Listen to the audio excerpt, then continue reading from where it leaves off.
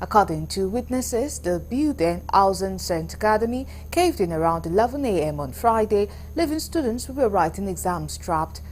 Mechanical diggers tried to rescue the victims, while parents desperately looked for their children. Officials have so far only said several students were killed, but newsmen saw 5 dead bodies in one hospital morgue and 11 in another. All were wearing school uniforms.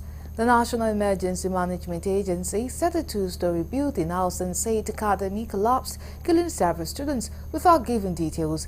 It was not immediately clear what caused the collapse, but residents said it came after 3 days of heavy rains in Plateau State.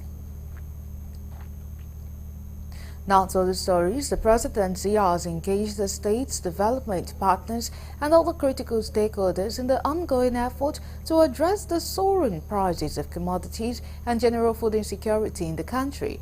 To this effect, Vice President Kashim Shettima inaugurated the Presidential Food System Coordinating Unit as part of efforts by the administration of President Bola Tinubu to tackle hunger and hardship in the land. Correspondent in Abuja, Ken Abuji, sent in this report. The inauguration followed a presentation by the Technical Assistant to the President on Agriculture, Office of the Vice President Marion Moon. Addressing members of the group comprising governors, cabinet ministers and representatives of development partners, Senator Shettima said the nation is facing a rare food security crisis, and the sooner the country comes to terms with the reality, the better. Outlining the mandate of the PFSCU, the Vice President said the unit was not created to usurp the functions of the Ministry of Agriculture, noting that the urgency and seriousness of the matter at hand requires the ideas and resources of all stakeholders. Actually, this meeting is very commendable, in line with the Renewed Hope initiative. I think for the first time we are actually, as a country, doing things that are very positive. I know that the country has challenges in terms of fiscal responsibilities and the macroeconomics, both in the short and medium term. Very much. The increasing cost of food items in Nigeria, in particular the non-availability of food items, is a matter of great concern to all of us. With a view to addressing the challenges of food crisis in Nigeria, the President of Nigeria, Bola Ahmed Tinubu, decided to establish a council called Presidential Food System Coordinating Unit, saddled with the responsibility of advising the government and the people of Nigeria on how best we shall increase our food production. I think it's very important day for Nigeria. At least what we did today is inauguration of the Presidential Food System Coordinating Unit. And this is also part of the President Renew Hope agenda, which is also in consonance with each one of us agenda in our respective states. So I think the issue of food security is now being taken seriously, and I'm sure with this committee a lot of things will be achieved.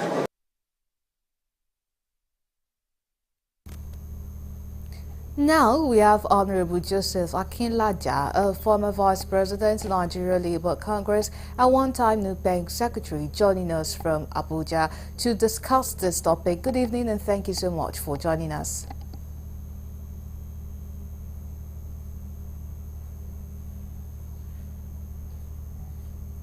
Can you hear me? All right, so if you can hear me, what's your take on the launch of the Presidential Food Support Program to tackle food insecurity in Nigeria?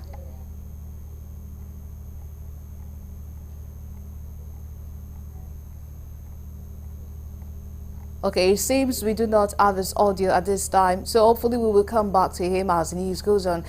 So now, moving on to other topics. In a proactive move to fortify Nigeria's healthcare infrastructure, the Senate Committee on Health convened a pivotal public hearing to deliberate on 3 significant health bills sponsored by Senators Onawo Gocho, Nasarawa South, and Osita Ongu of Enugu South. This legislative proposal aims to address critical gaps in healthcare delivery across the country.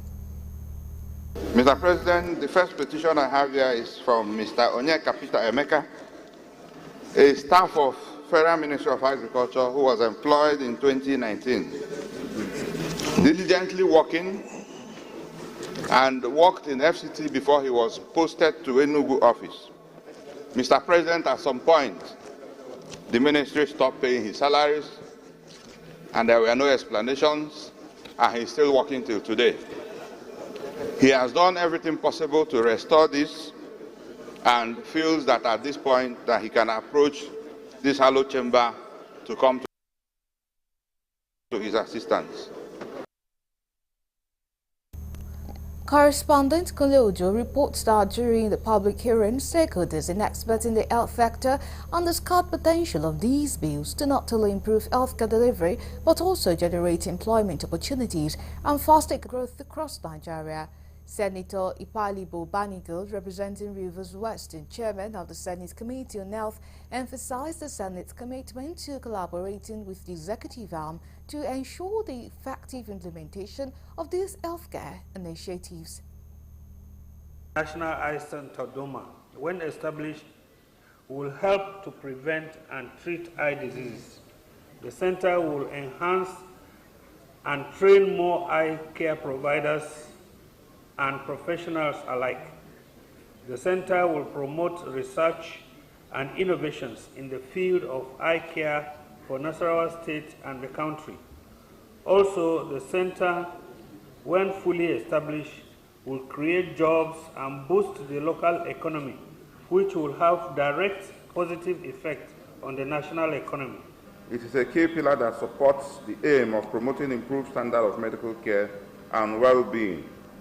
The Nigerian healthcare industry faces challenges associated with outbound medical tourism, inadequate medical personnel, and deteriorating medical infrastructure.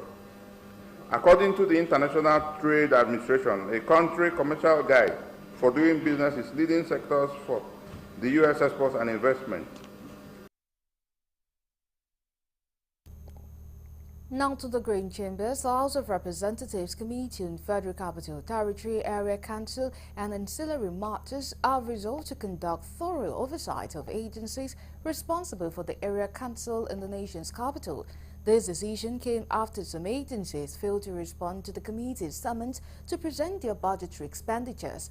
The committee, led by Honorable Frederick Agbedi, vowed to sanction the Social Development Secretariat for the Area Council for neglecting its invitation over the past year. Honorable Agbedi emphasized that public office orders are constitutionally mandated to account for their stewardship, and the committee will invoke its powers to ensure accountability. The committee directed all affected agencies to liaise with the Secretariat to schedule oversight visit, warning that excuses will no longer be accepted. Agbedi also expressed disappointment at the absence of chief executive officers from some agencies, despite the importance of the meeting.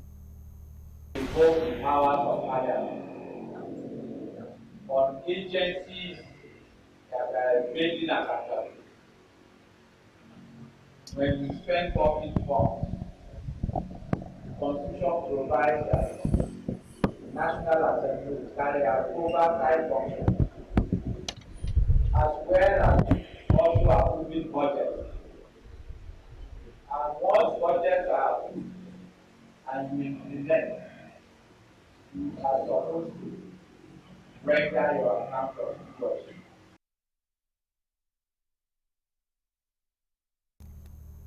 You're still on to the news on Galaxy Television. Let's go on a break. When we come back, the news continues.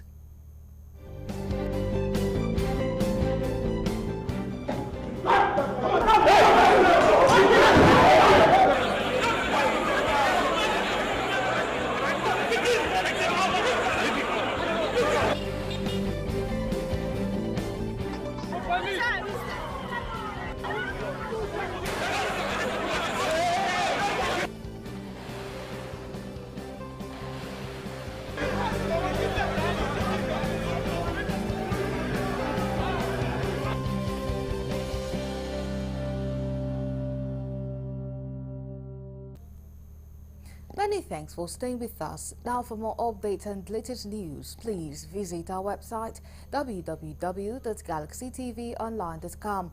Connect with us on our X handle with Galaxy TV. Subscribe to our YouTube channel, youtube.com/Galaxy TV News. You can follow and interact with us on our Facebook page, facebook.com/Galaxy TV. Remember to follow and tag us on our Instagram page as Galaxy TV. You can also avail our eyewitness feature via WhatsApp. If you have breaking news around you, simply share your story by sending short clips or videos of the news on 0818-6666-669. Our social media platforms are user-friendly and can always accommodate your live updates and comments. In its bid to improve the quality and make education accessible to all gender in Nigeria, the federal government has indicated its readiness to review its policy on education. The Minister of Education, Professor Tahir Mamman, made a disclosure in Abuja while unveiling a project for capacity building for teachers in a bid to promote continuous and inclusive access to safe and quality education for girls in the country. Correspondent Kunle Ojo completes the story. Unveiling the project at the National Conference on Teachers' Education, tagged "The Teachers We Need for Quality Child Education," the Minister of Education, Professor Tahir Mamman, noted that teachers are the heart of any developmental policy implementation and must be given due attention to promote even development. He declared that the present administration under President Bola Tinubu, having recognized this fact, have put in place various measures to improve capacity of teachers, adding that the administration has embarked on the review of education policy in the country and will be unfold very soon. Also speaking on the Japan-supported project, the Minister of State for Education, Dr. Yusuf Sununu, noted that the project is targeted at addressing serious educational challenges characterized by low educational attainment and the alarming rate of out-of-school children in the country. That is the key thing for us. And we will hopefully, by next week, as I discussed with UNESCO, we are going to put a team together to review the current policy we have on teachers' support and development. We are going to put together a technical committee. We have a new program coming on board. This project is targeted at addressing the serious educational challenges characterized by low educational attainment and high rate of out-of-school children, poor learning, poverty, gender inequality, and active shortage of qualified teachers, especially female teachers. The quality of our teachers, hence the need for all ends to be on the deck to ensure that the challenges facing the sector is adequately dealt with for the emergence of a great nation. Well-motivated and remunerated teacher who is continually equipped through mandatory continuous professional training and retraining programs. The teacher also needs capacity building and professional development to enhance the quality of education and foster effective teaching. If we look at trends in Africa in terms of girls' education, we see that there is still a gap, especially for lower secondary school completion, and there is a larger gap at the tertiary education. We have closed much of the gap at the primary level. Peace and security, WPA. And her message was clear: empowering women goal is essential for peace and security. So this is particularly important for Nigeria, where security is a pressing concern, to build a peace, sustainable, and resilient society. The high point of the event was the award of scholarship to 10 girls by the Minister of Education. From Abuja, Kunle Ojo, Galaxy TV. And we have rejoining us Honorable Joseph Akinlaja. He is a former Vice President, Nigeria Labour Congress NLC, and one-time NUPENG Secretary. He's joining us from Abuja to speak on inauguration of the Presidential Food System Coordination Unit to tackle food insecurity and other issues. Good evening and thank you so much for joining us on the news.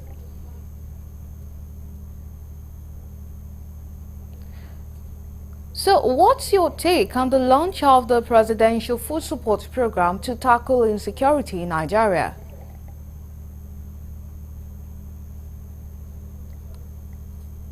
Okay. Good evening. Can you hear me, sir?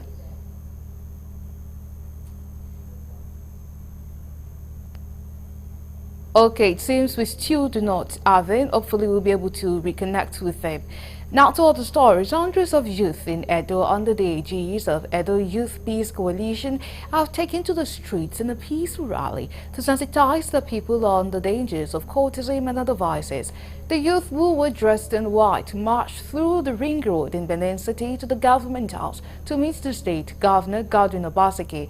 Correspondent Dele Fasson has more in this report.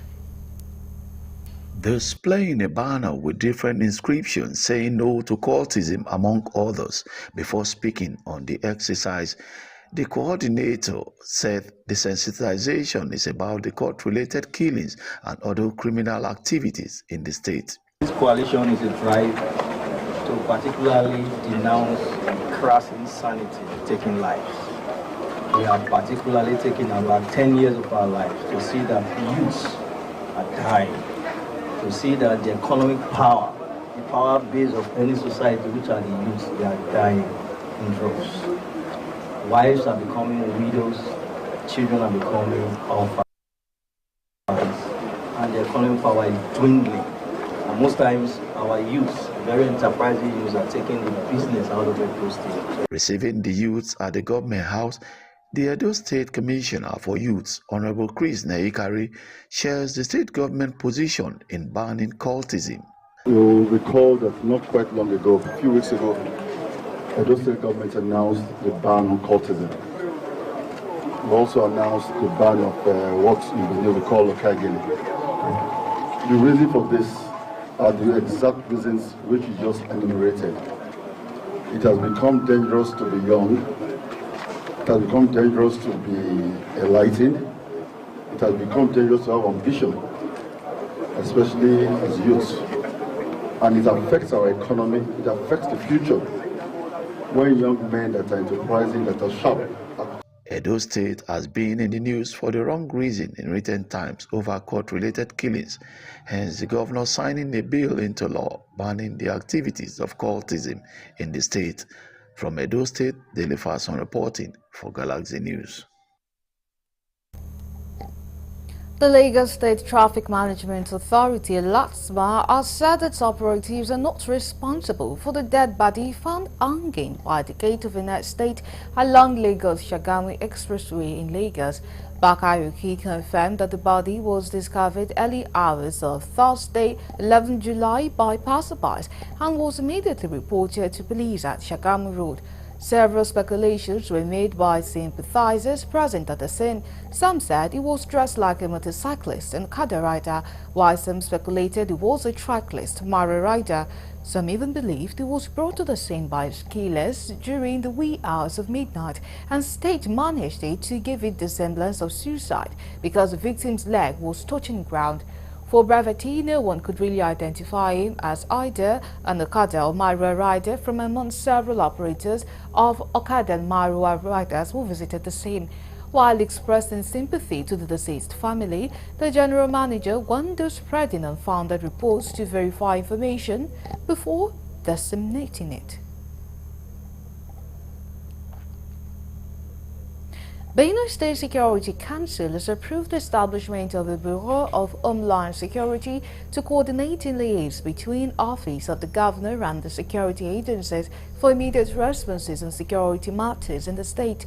Governor Alison Thalia stated this and after a joint security meeting held at Government House, Makurdi. The governor, who was represented by the Deputy Governor, Sam Ode, said that the Security Council had agreed that the Bureau, headed by a Director General, is appointed by the Governor. On the recent attacks in the Ukum local government area, the Security Council directed that the curfew in the entire Sankara area of the state continues, further placing ban on protest in the entire axis until further notice. The Council also agreed that a judicial panel of inquiry should be set up by the government to look into the destruction of government and private properties in Ukum as a result of the recent protest in the area. They equally frowned at the increasing number of illegal checkpoints in the state, urging all security agencies in the state to work together in synergy so as to effectively combat crimes in Benue State. Now, we move to the international desk for more news.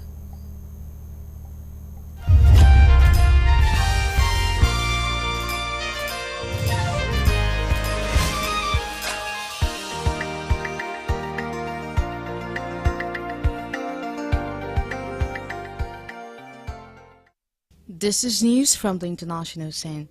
2 buses carrying more than 60 people were swept by a landslide into a rain-swollen river in Nepal, with 3 survivors rescued after swimming to safety. The vehicles carrying at least 65 people between them were swept off the Narayangat Lane highway near Simata, about 220 kilometers west of the capital, Kathmandu, early on Friday. Government Administrator Khema Nanada Busal said the 3 survivors who reportedly jumped into the Trishuli River and swam to the banks were taken by residents to a nearby hospital, where they are now being treated. Authorities mobilized the military and police to search for the missing passengers, but the continuous rain was making rescue efforts difficult, with landslide blocking the route leading to the area in several places, said Busal. Police spokesman Dan Bahadur Karki said there were 41 people in the first bus traveling from Kathmandu to Gar, while the second from Brijung to Kathmandu had 24 passengers. It is thought that more may have boarded en route. Dozens have died in the Himalayan nation since the middle of June as torrential monsoon rains triggered landslides and floodings. In Kaski district, 150 kilometers west of the capital, 10 people were killed when landslide washed away 3 houses, Kariki said.